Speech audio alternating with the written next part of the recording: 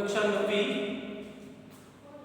विषय विज्ञान वीडियो क्रमांक 4 पाठ नंबर पहला पढ़ लेते हैं हमारे आसपास की पदार्थ। उसी को हम थोड़ा सा आगे बढ़ाएंगे। हमने इससे पहले जो है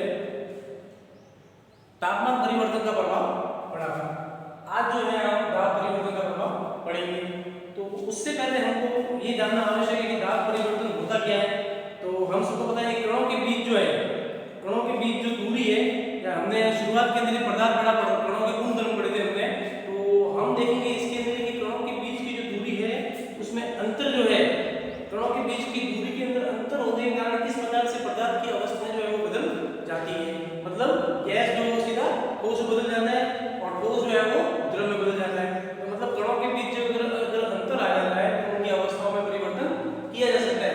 तो हम उसी आधार पर इस परिवर्तन को समझेंगे। तो हमने देखा है कि मैंने यहाँ पे 3 सिलेंडर लिए, पहला, दूसरा और तीसरा।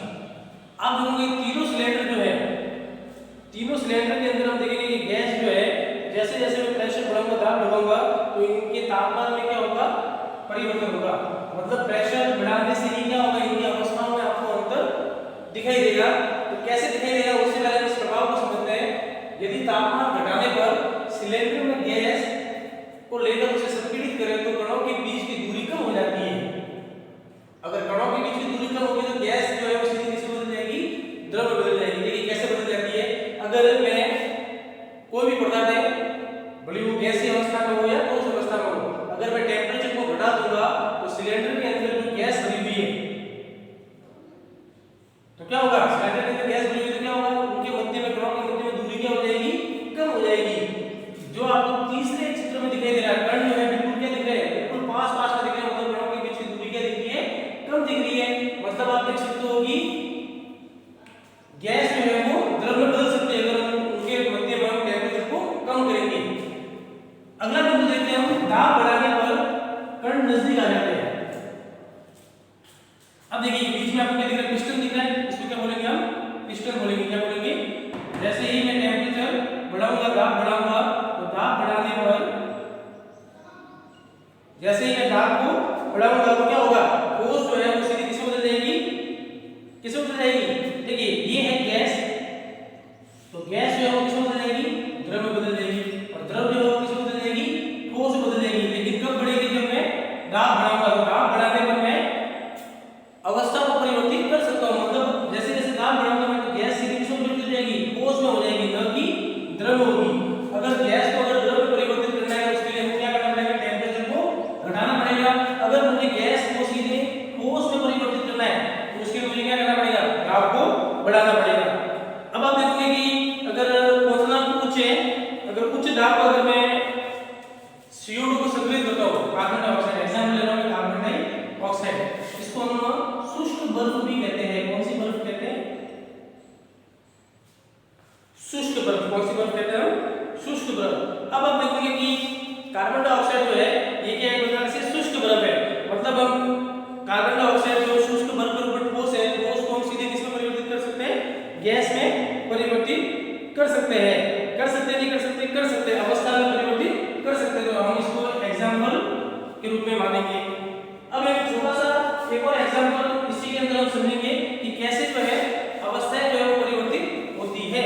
अब आप डायग्राम के अंदर भी देख सकते हो कि पहले जो पिस्टन है, पहला जो सिलेंडर दिख रहा है आपको, इसके अंदर क्या दिख रहा है, कण जो है दूर दूर दिख रहे हैं।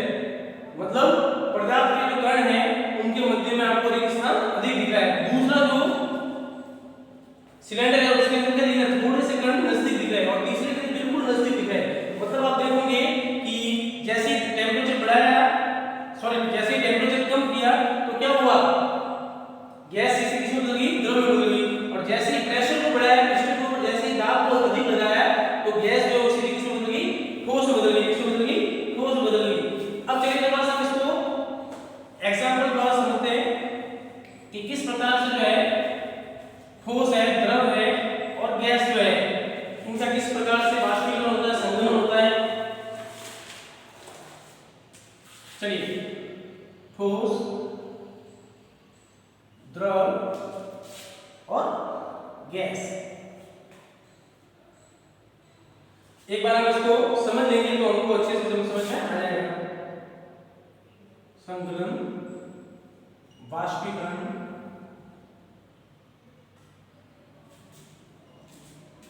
संघनन, वाष्पीकरण और निक्षेपण।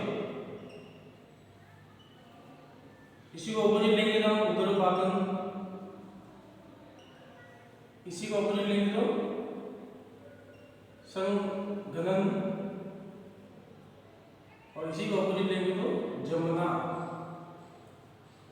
चलिए अब आप देखोगे कि ठोस जो है उसका अगर हम संकलन करेंगे, ठोस जो है इसको अगर हम संकलन करेंगे मतलब तो ठोस जो है वो सीधा किसमें बदल जाएगा, द्रव में बदल जाएगा, और द्रव जो है इसका वाष्पीकरण करेंगे तो वो किसमें बदल जाएगा, गैस में बदल जाएगा।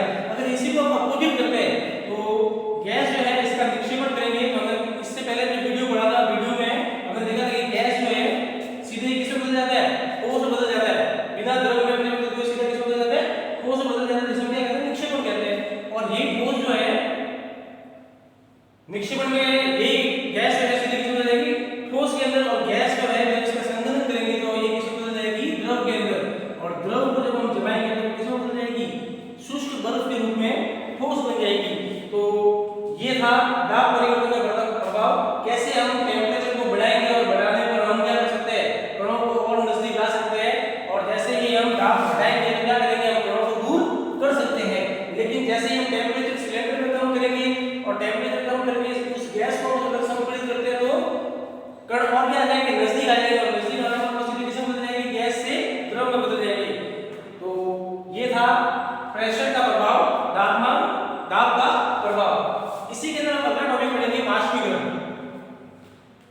इसी के अंदर हम अगला टॉपिक कौन सा पढ़ेंगे, वाष्पीकरण। अब वाष्पीकरण है क्या, यदि आपने छोटे बच्चों से पढ़ लिया हो, वाष्पीकरण को आप सभी ने अच्छे से पढ़ा होगा।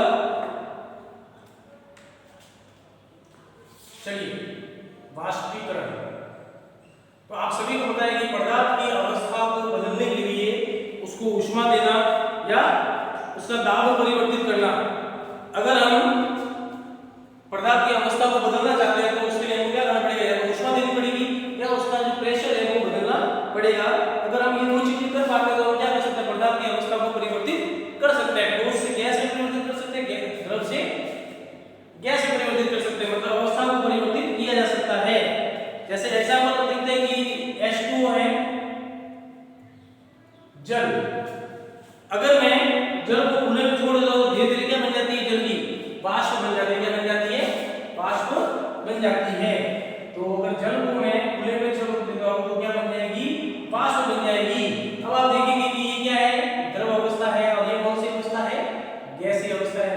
तो हमने क्या किया, पदार्थ की अवस्था को परिवर्तित कर दिया। कैसे किया, ऊष्मा देकर। कैसे किया, ऊष्मा देकर। मैंने बताया कि पदार्थ की अवस्था को हम ऊष्मा देकर या दाब देकर जो उसकी अवस्था को परिवर्तित कर सकते हैं। तो हमने क्या किया, ऊष्मा दी और परिवर्तित हो गई। अब इसी के अंदर वाष्पीकरण के अंदर पढ़ेंगे कि हमको पता है कि पदार्थ जो है, शुरुआत के अंदर पढ़ा था, पदार्थ में या पदार्थ के कणों में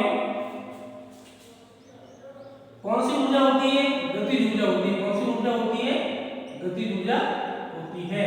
तो पदार्थ के कणों के मध्य में कौन सी ऊर्जा होती है, गतिज ऊर्जा होती है।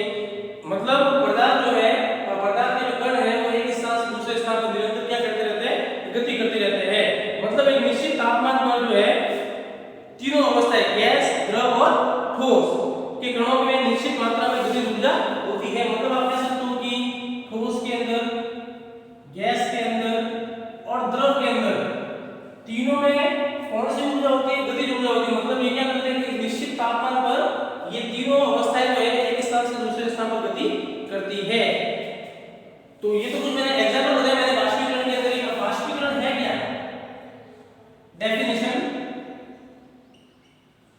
डेफिनेशन ऑफ वाष्पीकरण। वाष्पीकरण है क्या, तो क्वथनांक के कण जो है उसको टेम्परेचर पर द्रव से हम वाष्प में अगर परिवर्तित करते हैं, क्वथनांक।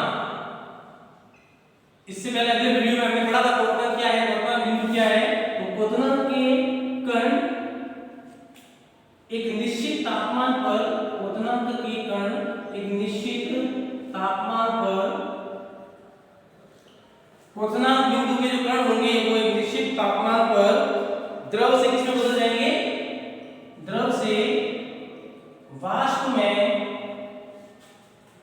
परिवर्तित होते हैं। जिसे क्या कहेंगे हम, वाष्पीकरण कहते हैं, वाष्पीकरण कहते हैं।